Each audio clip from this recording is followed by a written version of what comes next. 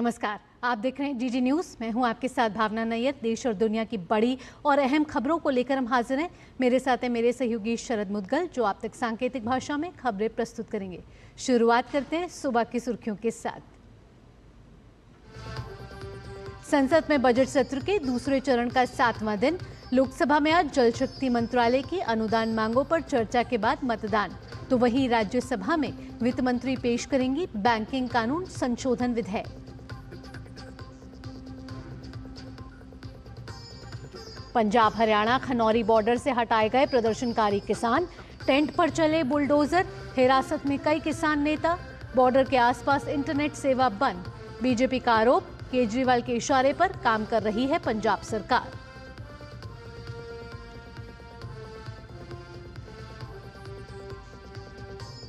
पूर्व नियोजित थी नागपुर हिंसा। मुख्यमंत्री देवेंद्र फडणवीस ने कहा, पुलिस पर हमला करने वालों पर होगी सख्त कार्रवाई।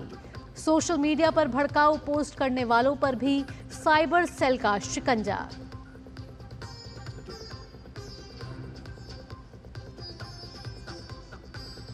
युद्ध विराम पर अमेरिकी राष्ट्रपति ट्रंप ने ज़ेलेंस्की के साथ फोन पर हुई बातचीत को बताया बहुत अच्छा। कहा, हम सही रास्ते पर, जल्द जारी किया जाएगा एक और बयान।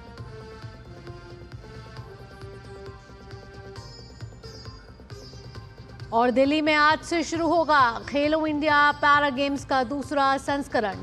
तीरंदाजी, athletics, badminton, table tennis, power lifting और शूटिंग में होंगे दिलचस्प मुकाबले।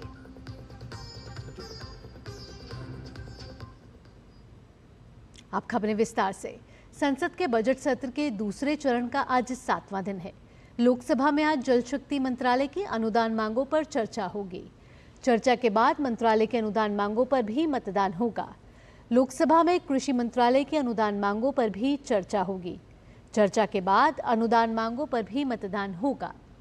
वहीं राज्यसभा की बात करें तो मंगलवार को शुरू हुई गृह मंत्रालय के कामकाज पर चर्चा आज भी जारी रहेगी।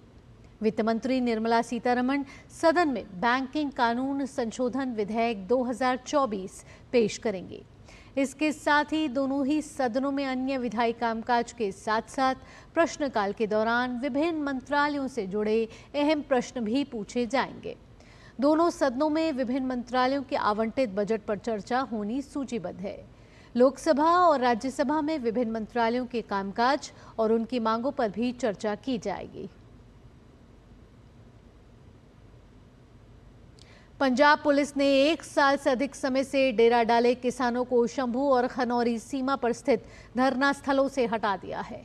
इनसे पहले पुलिस ने किसान नेता सरवन सिंह पंधेर और जगजीत सिंह डलेवाल सहित कई किसान नेताओं को केंद्रीय प्रतिनिधिमंडल के साथ बैठक के बाद लौटते समय मोहाली में हिरासत में ले लिया था। पुलिस सूत्रों ने कल देर रात बताया कि अस्थायी ढांचों और मंचों को हटाने और साथ ही किसानों द्वारा खड़ी ट्रॉलियों और अन्य वाहनों को हटाने के बाद प्रदर्शन स्थल को खाली करा दिया गया है। यह पूछे जाने पर कि बाधित सड़कों पर यातायात कब बहाल होगा, एक वरिष्ठ पुलिस अधिकारी ने कहा कि पंजाब की तरफ की सड़क खाली होने के बाद यातायात की बहाली इस बात पर निर्भर करेगी कि हरियाणा सरकार अवरोधक कब हटाती है। संयुक्त किसान मोर्चा, गैर राजनीतिक और किसान मजदूर मोर्चा के नेतृत्व में प्रदर्शनकारी किसान दिल्ली कूच करने से रोके जाने के बाद पिछले साल 13 फरवरी से पंजाब और हरियाणा के बीच शंभू और खनौरी सीमा पर डेरा डाले हुए थे।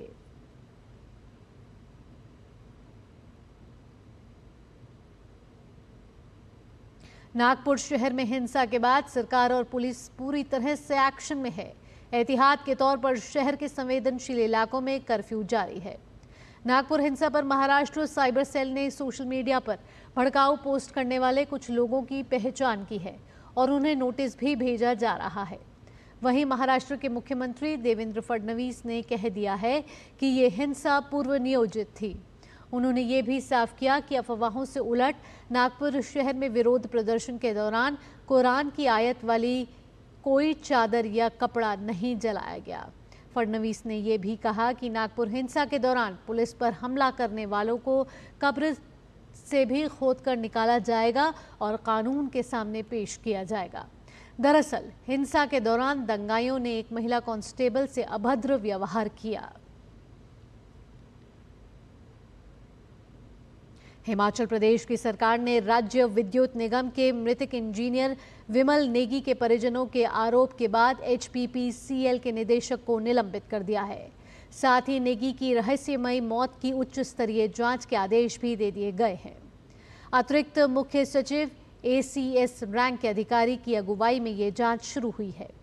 विमल नेगी 10 मार्च से लापता थे और उनका शव 18 मार्च को बिलासपुर के सहतली पुलिस स्टेशन के पास गोविंद सागर झील से बरामद हुआ था।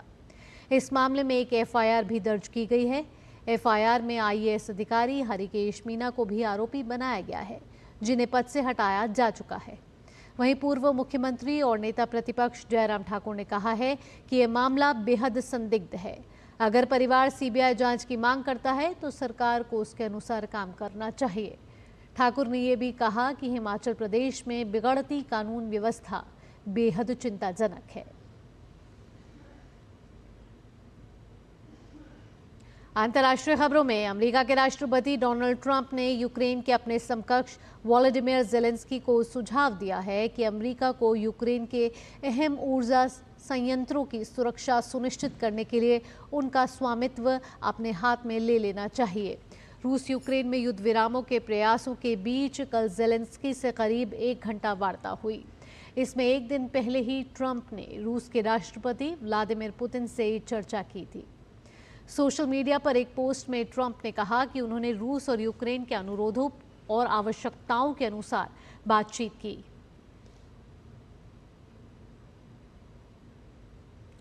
तुर्की के अधिकारियों ने इस्तांबुल के मेयर इक्रेम इमामोगुलू को हिरासत में ले लिया है।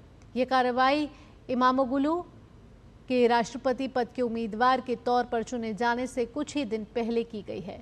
तुर्की के रिपब्लिकन पीपल्स पार्टी के इक्रेम को राष्ट्रपति रेसेप तैयप अर्दोगान के सबसे मजबूत राजनीतिक प्रतिद्वंद्वियों में से एक माना जाता है।